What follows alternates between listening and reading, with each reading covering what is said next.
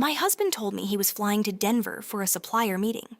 I found him in an airport lounge with his mistress and 2 boarding passes to Cabo. I did not confront them. I photographed the baggage tags, suspended the company card I was authorized to manage, and requested a formal expense review.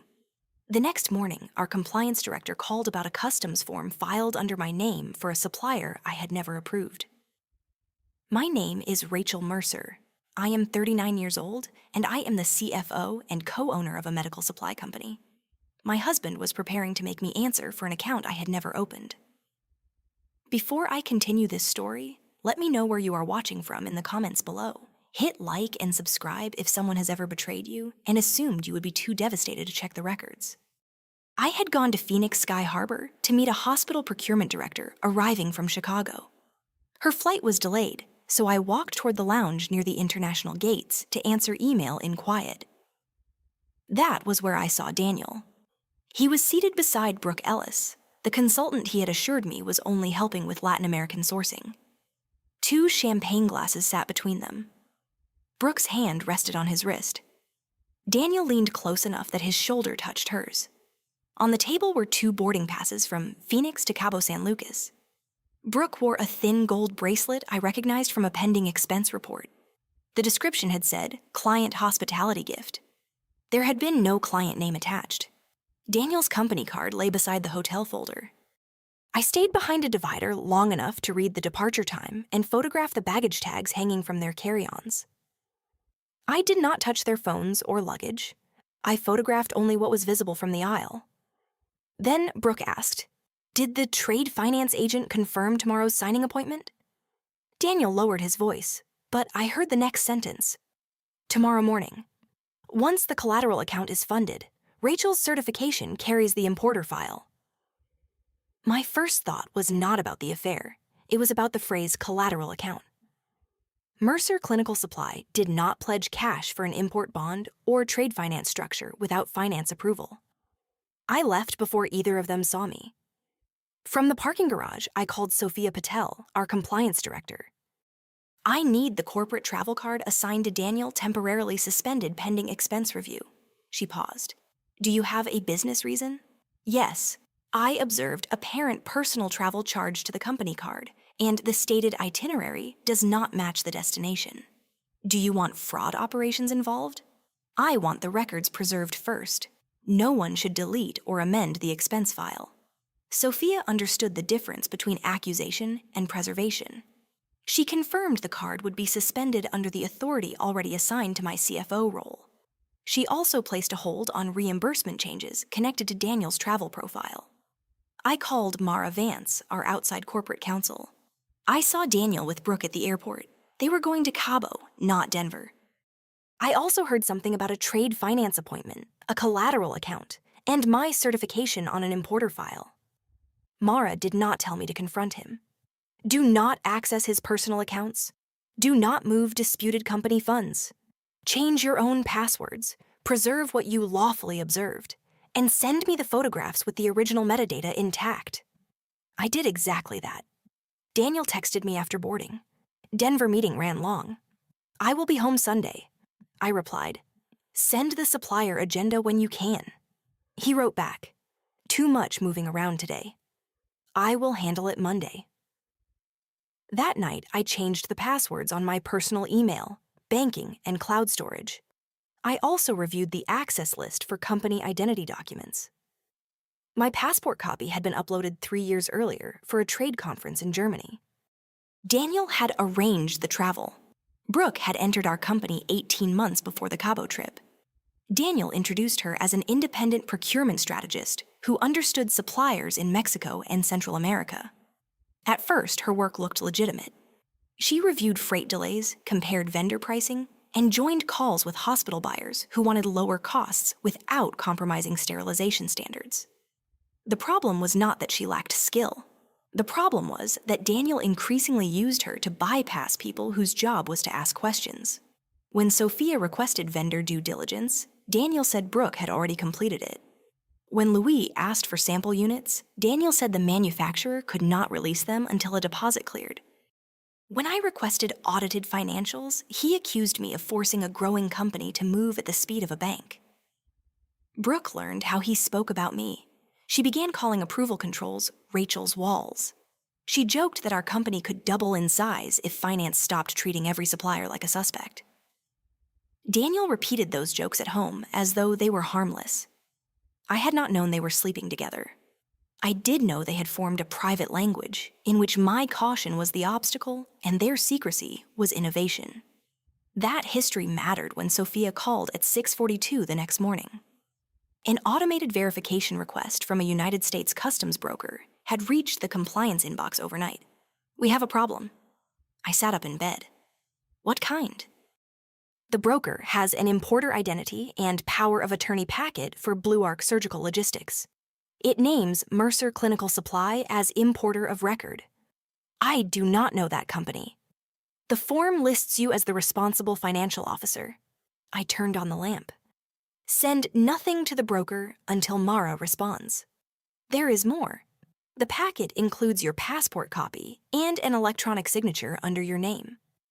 The affair could have ended my marriage. The customs form threatened my profession." For several minutes, I sat in the dark with my phone in my hand and felt both injuries arrive at once. Daniel had taken another woman to Cabo, but he had also taken the one thing I had built independently of being his wife: my professional name. Mercer Clinical Supply was 11 years old. Daniel and I had built it from a rented warehouse bay and 2 hospital contracts. I was the person who designed the approval controls. I was the person who told staff that no supplier should enter our system without verification. Now a customs broker had a document saying I had done exactly what I had spent a decade preventing. Mara arranged an emergency call with Sophia and the 2 independent directors, Priya Nand and Thomas Bell. I described what I had seen at the airport. I did not embellish or claim Cabo proved fraud. I said the stated Denver itinerary was false, company funds appeared to be involved, and Daniel had referred to a trade finance appointment and a collateral account connected to my certification. Thomas asked the question I knew would come. "How did the broker get your passport and signature if you were not involved?" "I do not know yet." Priya said, "Until we do, Rachel cannot be the only person directing this review." I agree.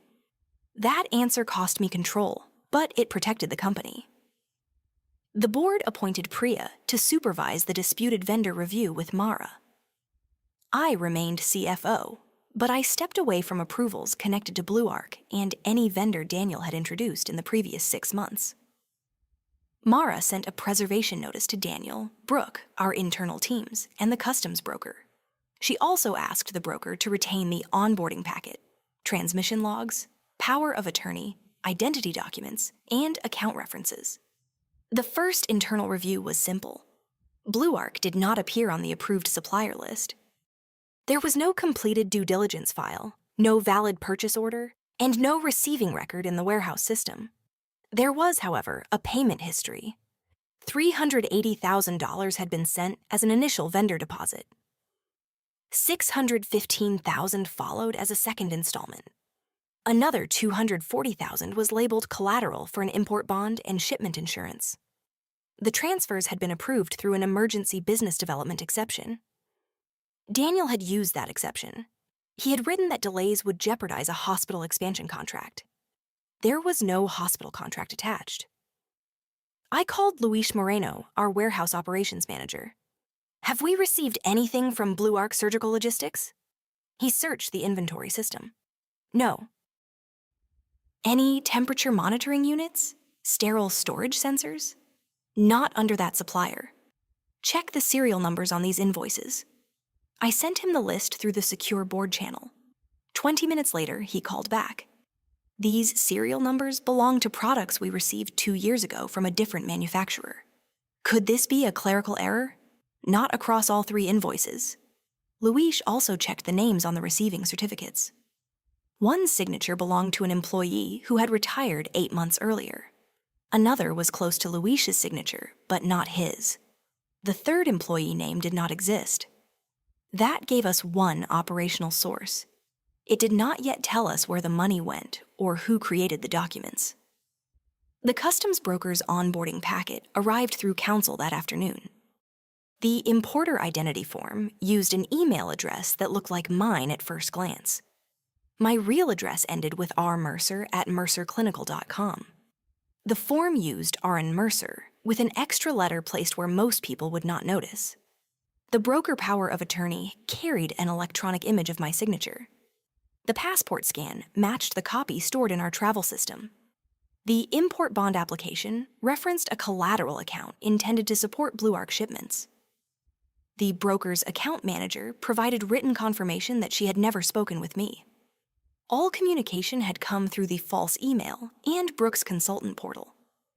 Mara retained Owen Park, an independent forensic accountant, and added a digital document examiner to review signatures, files, and portal logs. Owen's first rule was the same one I would have given a client. No single record gets to tell the whole story. The document examiner began with file provenance. The signature image on the broker power of attorney matched an old board consent approving our warehouse lease. Its dimensions, compression artifacts, and line breaks were the same. The passport file matched the scan used for my Germany travel, including a faint shadow near the lower corner. Independent portal logs showed that Brooke's consultant profile submitted BlueArc files on the same dates the disputed documents were created. Daniel had approved the payments. Still, Owen warned us not to treat access as identity. A device log can show which account created a file. It does not automatically prove who sat behind the keyboard. The bank onboarding file mattered more. Through counsel and the bank's identity misuse process, we learned that the BlueArc Know Your Customer packet named me as its controlling owner and as the authorized signer on the collateral account. The packet contained the false email, copied signature, passport scan, and a certification claiming I had authorized Daniel to act as commercial liaison. I had never signed it. The account was not simply a personal checking account opened under my name. My identity had been used to make me appear to own BlueArc, control the collateral, and accept responsibility for the importer relationship. That distinction was important. It also made the danger worse. If a lender, regulator, or insurer examined the file without the underlying history, the documents pointed toward me. Owen could trace Mercer Clinical Supply's outgoing wires into the BlueArc structure from our own bank records. The next leg initially appeared in payment confirmations and account summaries Brooke had uploaded to the consultant portal. He treated those files as leads, not verified bank statements.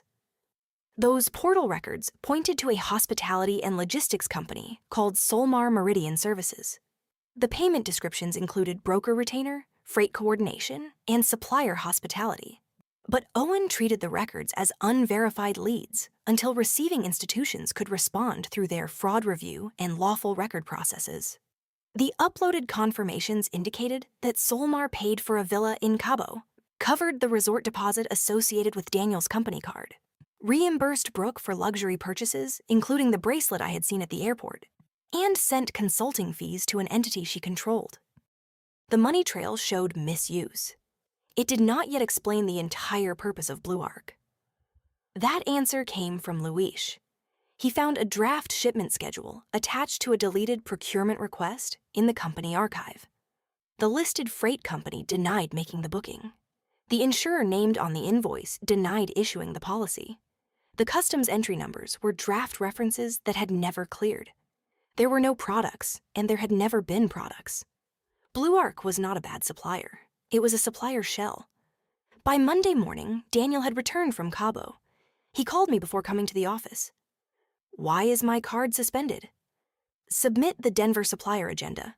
There was a pause. "You are checking my travel?" "I am reviewing a company expense." "You sound like an auditor, not a wife."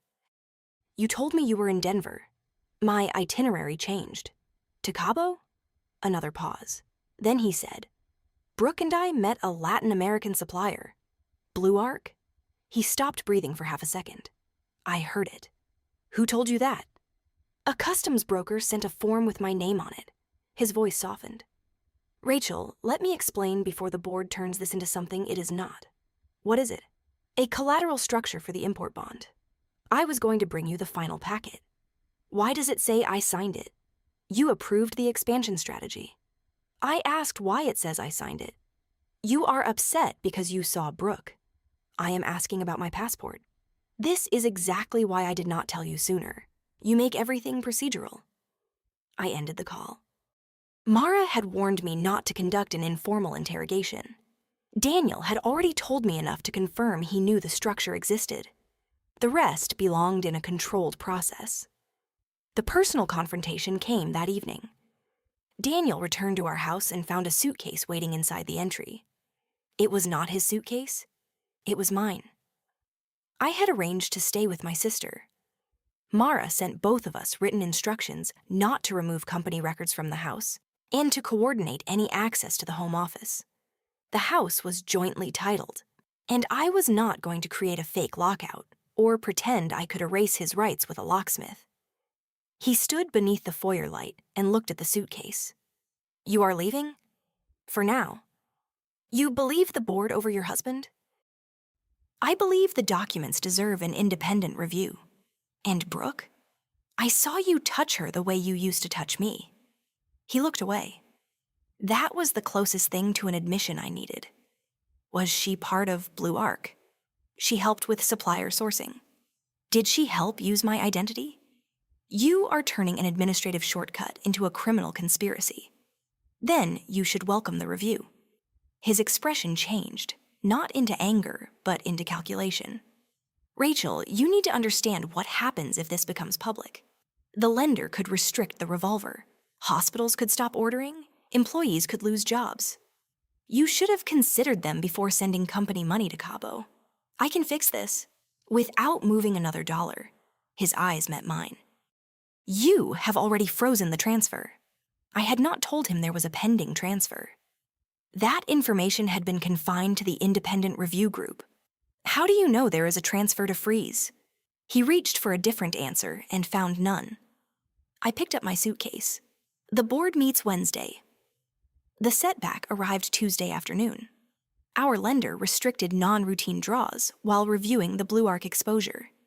It was a temporary control, not a judgment about guilt, but temporary controls still affect real people. A legitimate supplier in Ohio refused to release a shipment until an overdue payment cleared. The shipment contained sterile storage trays for a rural hospital that had already delayed 2 procedures because of inventory shortages. Sophia and Priya created an emergency approval path so the supplier could be paid without using any account connected to BlueArc. Luis called me from the warehouse after an employee asked whether the company was closing. We are not closing, I told him. Can I say that? You can say payroll is funded and the board is reviewing a vendor issue. Do not promise more than we know. That was the part Daniel's plan ignored. Fraud inside a medical supply company did not remain a private war between spouses. It reached warehouse employees, delivery drivers, nurses waiting for shipments, and hospitals that needed to know whether the boxes arriving at their doors contained what the labels promised. I called the procurement director I had originally gone to the airport to meet. I did not discuss Daniel or Brooke. I explained that we had identified a supplier control issue, confirmed that none of the questioned products had entered her hospital, and offered an independent inventory certification. She postponed our renewal anyway. I believe you are addressing it, she said. My committee still has to protect the hospital. I understood. Her caution sounded exactly like mine. Priya told me the board was considering placing both Daniel and me on temporary leave. I reported it, I said. And the documents carry your name. They are forged. That is what the investigation is testing. She was not cruel. She was doing what I had taught the company to do. Do not let loyalty substitute for verification. I agreed to temporary limits on my authority until Owen completed the first report. It was the hardest professional decision I had ever made. Daniel had used my title because he knew it could make me look powerful enough to design the scheme and compromised enough to hide it. For 3 days, I watched my own controls operate against me. That was also what saved me. Sophia found a draft memorandum in the preserved business development archive. It was addressed to the board, but had not been sent. The title was BlueArc Responsibility Summary. The draft said, all BlueArc financial, customs, and collateral approvals were directed by CFO Rachel Mercer. Business development acted solely on finance instruction. File metadata showed Daniel created the draft 2 days before the airport trip. He had prepared his defense before the customs broker contacted us. He was not reacting to discovery. He had planned for it. The digital document examiner identified another important record. The look-alike domain behind the false email had been purchased with a virtual card issued to Brooke's consulting entity. Registrar information obtained through the provider's fraud process matched a purchase receipt preserved in our expense system. That did not prove who wrote every message, but it tied the false identity channel to Brooke's business account. Company-managed portal logs separately showed that BlueArc documents were submitted through her consultant profile while she and Daniel were traveling. Mara also obtained the Cabo appointment record from the corporate services and trade finance firm through its counsel. Daniel and Brooke were listed as attendees, while Rachel Mercer appeared as the expected remote signatory. The United States Customs broker had handled its onboarding remotely and had not met either of them in Cabo. I had never been invited. The night before the meeting, I stayed at my sister Caroline's house. She made soup and did not ask me to explain the money trail. She asked the question no director or attorney had asked. Are you afraid he will convince them? Yes. You have the records. He has spent 11 years convincing people that he creates growth and I create delays. Caroline set a bowl in front of me. Then do not try to be more charming than he is. Be more accurate. I slept badly, but I arrived Wednesday without a secret recording, a dramatic trap, or a promise that one meeting would solve everything. The purpose of the session was narrower. Stop further exposure, determine who retained management authority, and decide what required independent referral. The emergency board and lender review began Wednesday at 9. Priya chaired it. Thomas attended in person, and our lender sent a representative. The bank handling the disputed collateral account provided a written status through counsel confirming that the account was restricted and the identity claim remained under review. It did not disclose confidential customer records in the board meeting. Owen presented the preliminary forensic findings, and Mara controlled the legal process. Daniel arrived in a navy suit and spoke as if he were entering a sales pitch. Brooke attended by video with her own attorney. I sat across from Daniel, not beside him. He began with the affair. Rachel saw Brooke and me traveling together and reacted personally. Priya interrupted. This meeting is not deciding the marriage. It is deciding management authority and company exposure. Daniel nodded as though he agreed. He said Cabo was a legitimate supplier development trip. He said BlueArc was part of a fast-moving expansion strategy. He said I had approved the collateral structure and allowed my signature to be used for routine customs documents. Mara asked, do you have a written authorization? Rachel prefers verbal direction when speed matters. Everyone in the room knew that was false. I had built a company around written controls. Daniel continued. The collateral account identifies her as the controlling signer because she is CFO. She personally approved it. Owen projected the payment timeline. Then why did you use the emergency sales override to fund it before finance approval? Daniel leaned back. Because Rachel told me the collateral had to be active before the BlueArc appointment. Mara asked. Which appointment? The corporate services and lender meeting in Cabo. The room went quiet, but not theatrically. People looked down at the dates.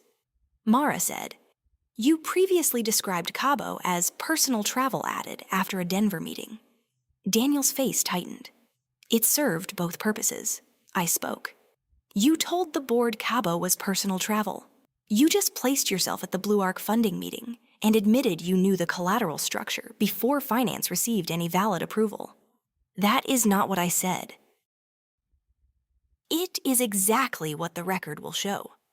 His attorney asked for a break. Priya said Owen would finish the current timeline, then granted a 5-minute recess. The evidence did not depend on Daniel's mistake alone. Owen walked the board through the false email, copied board signature, passport provenance, broker statement, missing purchase orders, warehouse denial, recycled serial numbers, non-existent freight booking, insurer denial, BlueArc wires, portal payment confirmations pointing toward Solmar, the Cabo villa, consulting fees to Brooke, and the draft memorandum assigning responsibility to me. He made clear that the downstream transfers still required independent confirmation. Then he showed the pending $900,000 transfer. The lender representative asked Daniel, what shipment was that transfer intended to support? Daniel said, the first commercial release. Luis joined by video. No shipment was scheduled. No freight booking existed. No inventory slot was created. Brooke's attorney requested permission for her to make a statement. Brooke said Daniel had provided the passport, signature file, and financial titles. She claimed he told her I had approved the supplier. Daniel turned toward the screen. You prepared every document. You approved every payment. You said she would focus on the trip and leave supplier onboarding to you. No one treated that sentence as a complete confession. It was a statement by one implicated person blaming another, but it matched the structure we had already documented. Their alliance failed because each understood the other was now a liability. The board moved into executive session. When we returned, Priya read the resolution. Daniel was suspended from management authority under the operating agreement pending full investigation. Brooke's consulting contract was terminated. The company would not authorize the pending transfer, which the bank had already restricted through its fraud review process. An independent interim officer would supervise vendor payments and customs activity. The company would pursue civil recovery and make appropriate referrals based on counsel's advice and verified findings. My authority would remain limited for 10 additional business days, while the review of my identity and actions was completed. I did not object. Being believed was not the same as being exempt from scrutiny. 10 business days later, Owen issued a preliminary findings report. It found no evidence that I created BlueArc, authorized the customs filing, controlled the false email, received funds, or approved the collateral structure. It confirmed that I initiated preservation after discovering the false itinerary. It also found that Daniel had used emergency overrides, that key documents had been submitted through Brooke's portal profile, and that both participated in the Cabo appointment. Downstream bank confirmations and several service provider records that required longer processes remained open items. The board restored my full authority. Restoration did not feel triumphant. My first day back, I spent 3 hours approving ordinary vendor payments that had accumulated during the review. I signed the Ohio Supplier release, confirmed the rural hospital shipment, and answered questions from employees who wanted reassurance without gossip. Sophia entered my office near the end of the day. I am sorry we had to restrict you. You did not need to apologize. Your name was on the file. That is why the restriction was necessary. She looked relieved. The controls had worked because she had been willing to apply them to a founder. Daniel's removal from the company took longer. Shareholder rights, employment agreements, and litigation did not disappear because the evidence was ugly. His management role ended first. His ownership dispute moved through counsel. The divorce proceeded separately. Over the following months, bank fraud teams and records obtained through lawful process confirmed the downstream transfers that had first appeared only in portal payment summaries. Some of the diverted money was preserved, while some had already been spent. We recovered part of the Solmar balance and pursued claims against the consulting entities, but no one promised the company would be made whole. The company also established a reserve for investigation costs and potential partner claims. So ordinary employees would not discover the true price of Daniel's scheme through a missed paycheck. We disclosed what was necessary to lenders and affected business partners. We did not tell clients dramatic stories about betrayal. We told them what mattered. No BlueArc products had entered their facilities. Our legitimate inventory had been verified. New controls were in place. The company changed because the old system had allowed one executive to create urgency and bypass independent checks. No supplier could be onboarded through business development alone. Customs powers of attorney required direct identity verification. Passport files were removed from the general travel system. Consultants could no longer create supplier records. Wire approval and warehouse receipt confirmation were separated. Emergency overrides required 2 officers and automatic board notice. The most painful reform was also the simplest. We stopped treating charm as evidence of trustworthiness. Daniel sent messages through counsel. He said Brooke had manipulated him. He said the marriage had been strained. He said BlueArc began as a temporary financing structure. He said he never intended for me to face professional consequences. I sent one response. You did not lose your way. You used my name as the road out. I did not ask whether he loved Brooke. By then, the answer no longer mattered. He had taken her to Cabo because she was willing to help him build a system that needed my identity and not my consent. Months later, I received a replacement passport. The old one had not been physically stolen, but its image had been misused. I wanted a new document number and a clean travel file. I also closed the shared travel account Daniel had managed and requested a report of every stored identity document. My attorney handled the marital property process. I handled the smaller rituals of becoming separate. A new emergency contact, a new mailing address, a hotel loyalty profile that did not contain his phone number. None of those steps looked dramatic. Together, they gave my name back its ordinary meaning. I placed the new passport inside a blue leather travel wallet. Then I bought one plane ticket with my personal card. I was not going to Cabo or Denver. I was going to Portland, where my younger sister lived, and where no one expected me to review a supplier contract over dinner. At the airport, I stood beneath the departure board holding one boarding pass. The last time I had seen 2 boarding passes together, they had opened the door to an affair, a fake supplier, and a collateral structure built around my identity. This one meant something smaller, a seat I had chosen, a destination I had told the truth about, and a return date that belonged only to me. Daniel believed the most dangerous thing I could discover in Cabo was another woman. The customs form showed me something worse. He had not only planned a life without me, but a fraud with my name still attached. If someone used your identity to protect the life they built behind your back, would you confront them first, or protect the records before they could rewrite the story?